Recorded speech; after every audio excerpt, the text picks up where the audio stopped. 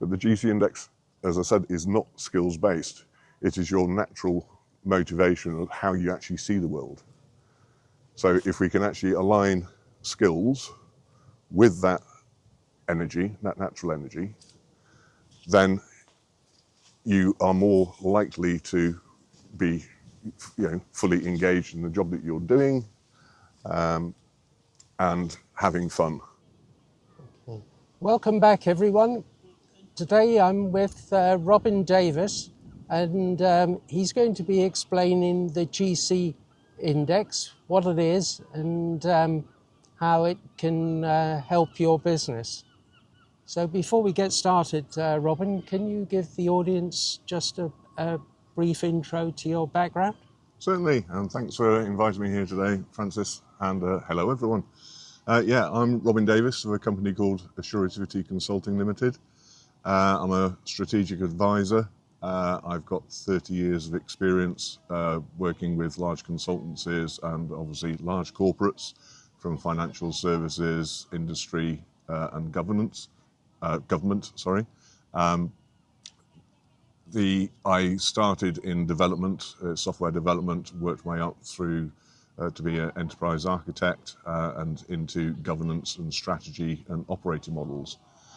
And one thing that's always frustrated me in my time in large corporate land was that we're always finding exactly the same challenges in every client that we went to.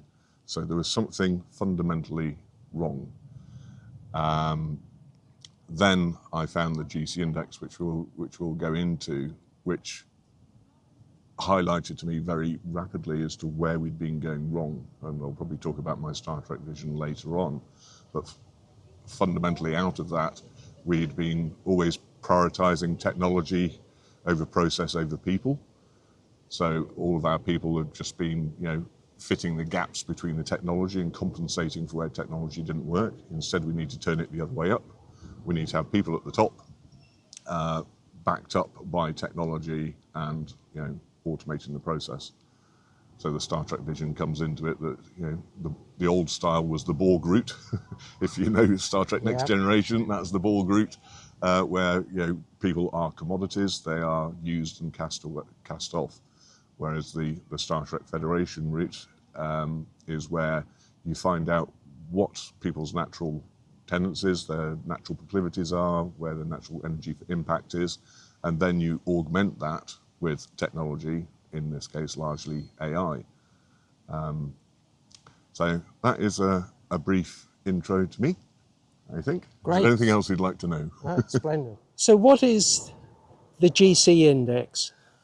Well, the GC index is, we call it an organometric. So it is a psychometric instrument. We are fully members of the International Testing Commission, which is the international body which manages all these psychometric instruments. We call it an organometric because it maps directly into the business plane. It's totally different to personality psychometrics like Myers-Briggs or Hogan or Belbin, because we work at exactly where the business impact is and where the outcomes are. It enables people to understand their natural proclivities, their natural tendencies to actually make an impact, their energy for impact. It's measured in 5 proclivities. I'll go through those in a minute. But everyone wants to make a contribution. And over, certainly over the last 5-10 years, certainly over the last 30 or 40 years, as I was saying before, people have been compartmentalized. They are being put into a box with a label on it to say what their job role is. But people have a lot more to bring to the table. Everyone wants to contribute and make an impact. If they don't, they get demotivated, they start to disengage, and they just work to rule and then leave. So the GC index enables us to make the invisible visible. As I said, it maps onto the business change life cycle, but if you imagine number 5 on the dice, so you got 2 up, 2 down, and 1 in the middle, it maps onto the business change life cycle, because the top right little dot on the dice is the game changer. So that's the person who comes up with innovative, brand new left field ideas. So people like Steve Jobs coming up with the iPhone 1, completely innovative. We are, a little sidetrack, we are actually finding, psychologists are actually finding, they're doing a study at the moment, they're finding that people who are neurodiverse are more likely to be game changers because they, some of them are wired in a different way. So they come up with the innovative ideas. What they often have trouble doing is actually communicating their ideas. So top left on the dice, we've got the strategist. They're the ones that make sense of the ideas. So they will kick the tires of the game changers' ideas to say, actually, I can understand how this fits in. Just think of jigsaw puzzles and everything else. I can see how all this fits in, and I can then translate that so it makes sense to everyone else.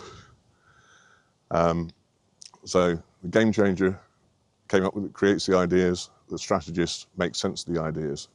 So they're on an axis we call the imagination axis. So they come up with the imagination, the ideas.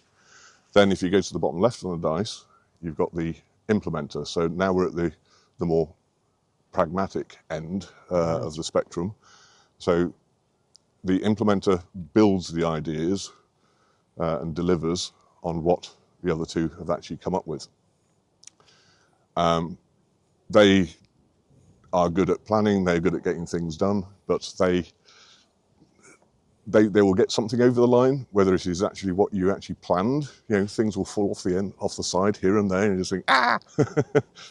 So the strategists are always keeping an eye on them and go, oh, no, that's not what we'd planned.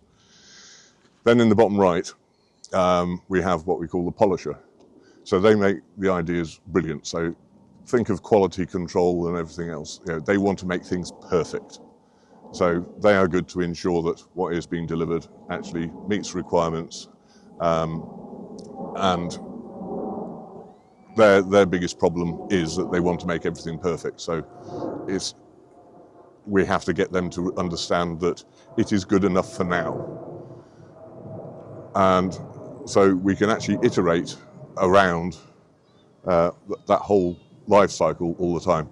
One that I've not told you about yet is the playmaker in the middle. So the playmaker is the people person. So it's someone who naturally wants to get collaboration and consensus and really thrives off that. Now, to have a balanced team, you need all 5 of those. All 5 of them make a contribution. And what we do when we look at teams or individuals or even families, we do this for families as well. If you've got parents and kids and they're not getting on, we can actually show them what their profiles are, and we can show them why they are not understanding each other. So every team needs that balance of proclivities. So where you actually have a high energy in any one proclivity, I mean, you don't just get assigned one proclivity, you actually have a blend, energy levels from 1 to 10 in each proclivity. And your top 2 are normally where you want to spend, a good proportion of your time. So I have an 8 polisher and I have a 6 game changer. So I want to spend a lot of my time thinking of new ideas and thinking about how to make them brilliant. I do have quite a good strategist score as well. That's a 5, and I have a good playmaker as well. So I actually have quite a good profile for a consultant. So I can fit in, I can mould myself as to what the gaps are in any team. I can identify and empathise with where the gaps are in any team and actually try and fill those gaps for them and help them fill those gaps. So everyone has 5 proclivities, scores between 1 and 10, so that's 100,000 combinations. That's a lot. And when you actually, it scales to teams, it scales to organisations, organisational units. It all uses the same language and framework. But when we actually show it for a team, you can spot a gap a mile away. And you can say, okay, based on the profile for the team, we can see where you actually have challenges. You've got challenges doing this, this, and this. And they go, how do you know that? You don't even know us. We've done the profile, and and you can see that already. And you go, yes, that's the magic of it. Once you get, turn that invisible visible, you're giving people more material on which to actually base their judgment. Because before, CVs or whatever else, they're based on experience, expertise, and personality. And everyone is always trying to interpolate between the three as to what is their actual impact. We show that magic fourth dimension, which is the impact, to say, this is what your impact is. So it's not skills-based.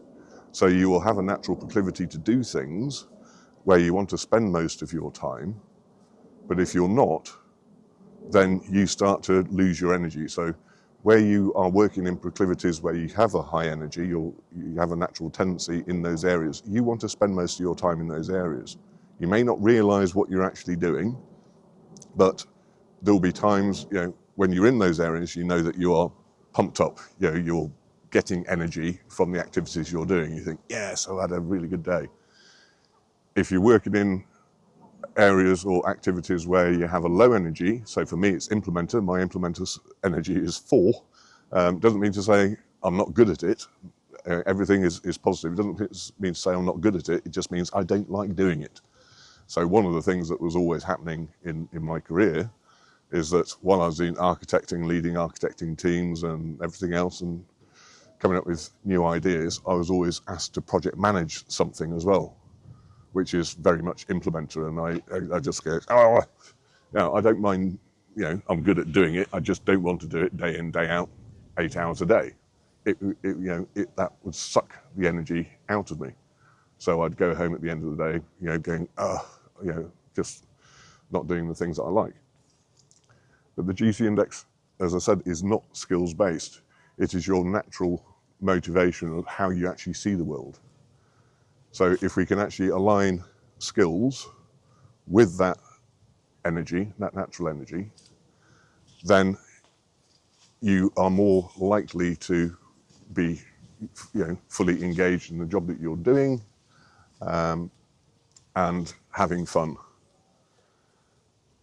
So that's about it. I mean, the GC index, just a bit of background, it was, our chief psychologist started working on it in 2012. They were engaged by business consortium to actually identify who the game changers are. So they looked over a load of studies that they could find, and found the game changer in there quite quickly and easily, but they saw that there was a lot more data in there. And that's when they came up with the other 3 proclivities, the strategist, the implementer, and the polisher. And then even after that, they realized there was still something missing. That's when they found the Playmaker as well. So it has been a life-changing, it was life-changing when I actually found the GC index. It was I mean, your energies do change a tiny bit over time. So plus or minus 1 energy point here or there. So a few years ago, I was actually a strategist playmaker, but I've pivoted a tiny bit, and now it's a polisher and game changer. But when I found the GC index, that's when the light really turned on for me. It was the magic golden piece of my strategist, the jigsaw piece. I thought, this is it. This is what I've been looking for. I hadn't actually found it all this time, and now I found the GC index, and everything it's been magic ever since. And even since then, and as part of the Star Trek vision, obviously Star Trek, and we got generative AI and everything else. I am a core member of an AI collective of over 900 people. But when generative AI came along, and I saw what we already do with the GC index, so we have individual reports, we got team reports, we do reports for schools, for their leadership, for the kids, we do reports for profiles for parents and family units, as I said.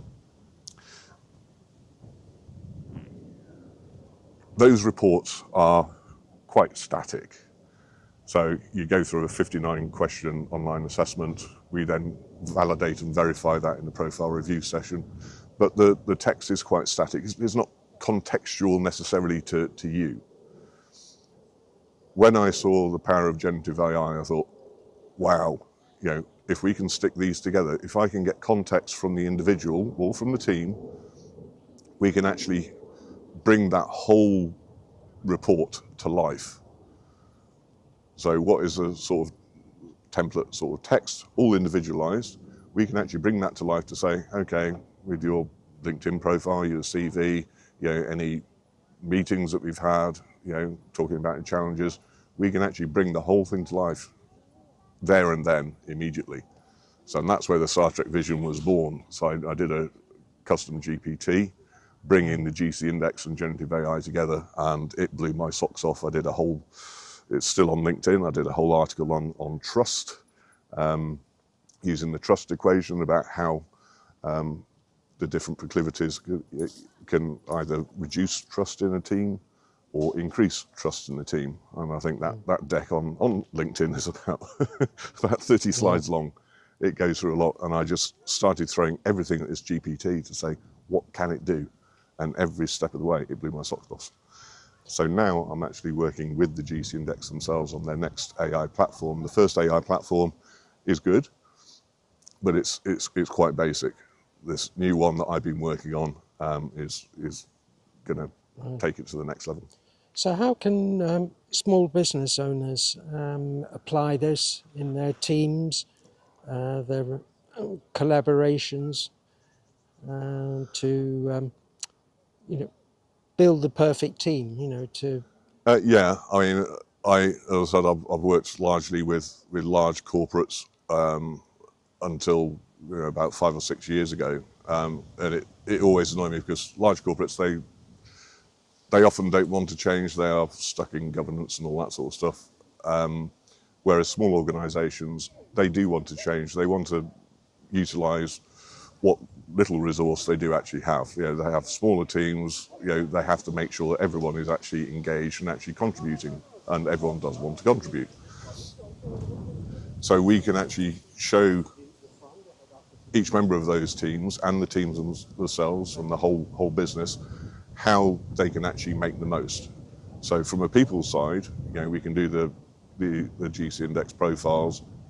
We can show them how each team member wants to contribute to the organisation, and we can look at the whole team as to how they do contribute. We can obviously go through any challenges they actually have, whether it's communication challenges, whether it's collaboration challenges, and we can actually piece together a plan as to how they can actually make the most of all their natural energies. Of course, everyone still has to do some activities where they don't have high energy, but we keep that to a minimum.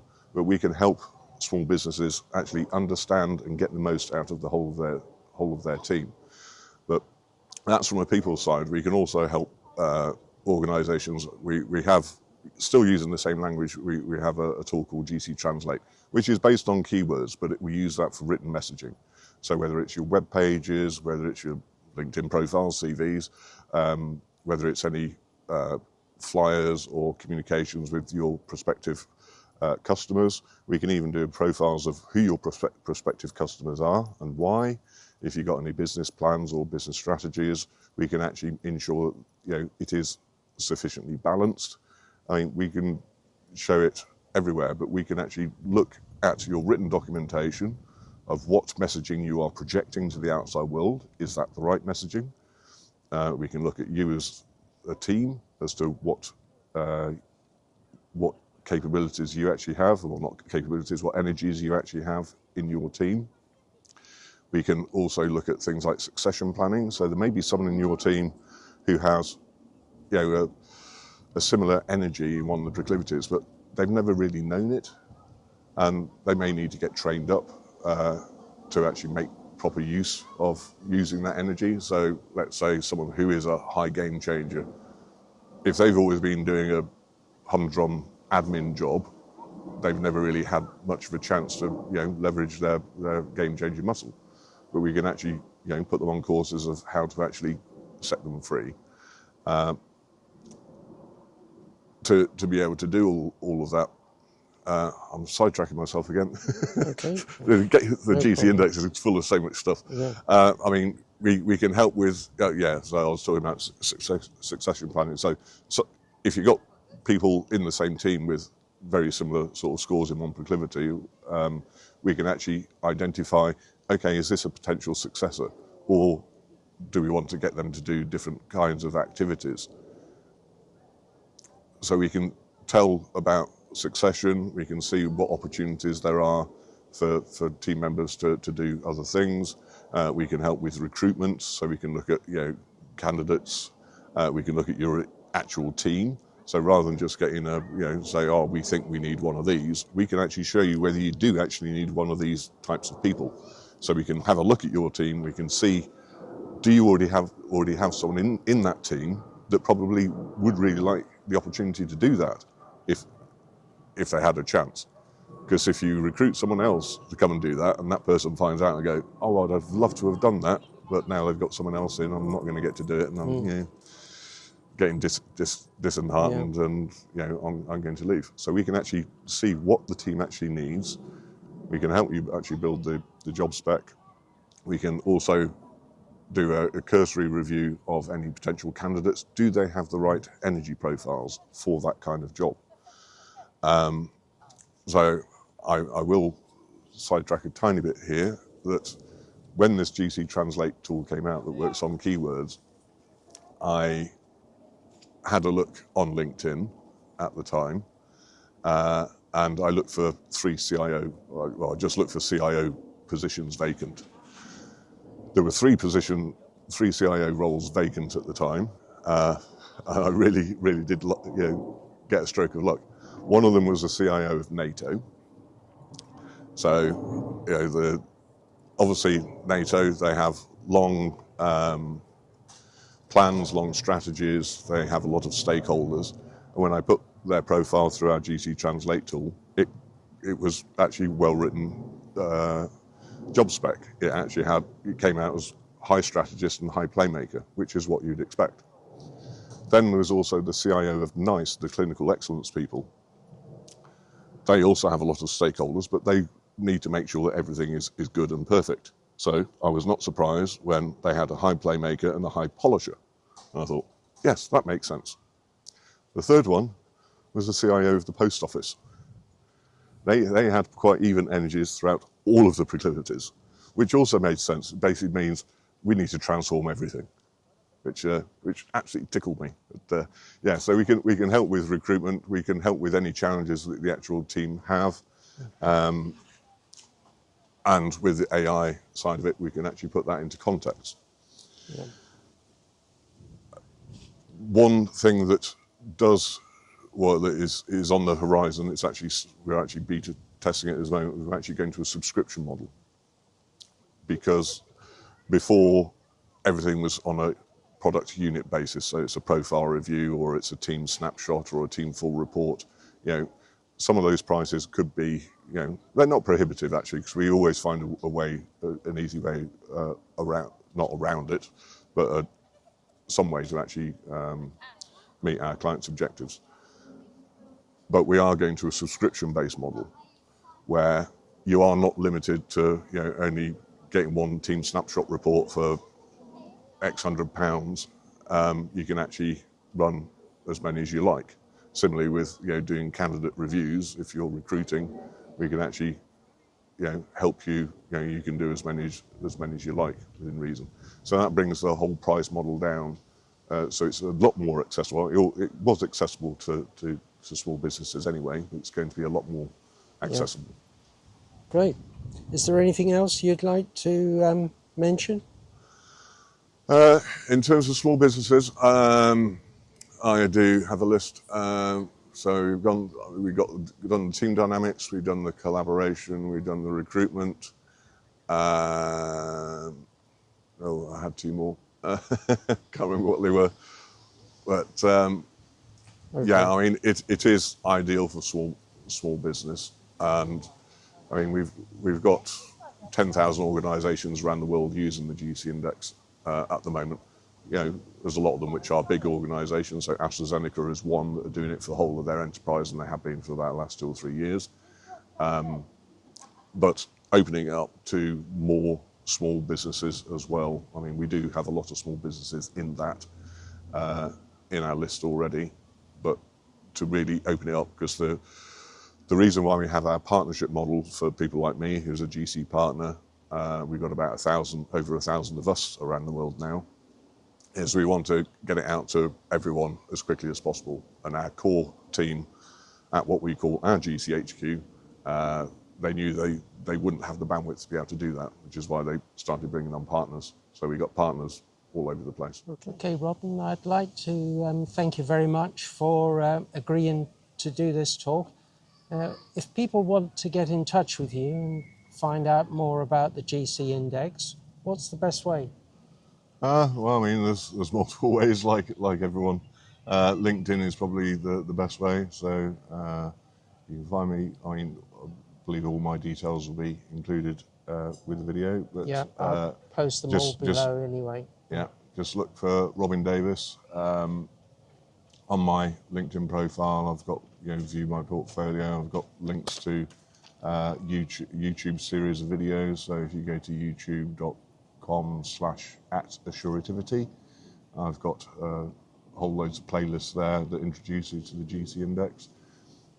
I've also, on my LinkedIn profile, I've got a link to my Calendly as well, so you can actually book a meeting, a free 30-minute meeting, if you want to know more, and I can take you through it. I can even do a quick GC translate and run it through our AI engine based on your LinkedIn profile, so I can give you a quick insight based on your LinkedIn profile as to what sort of messaging it's projecting out there.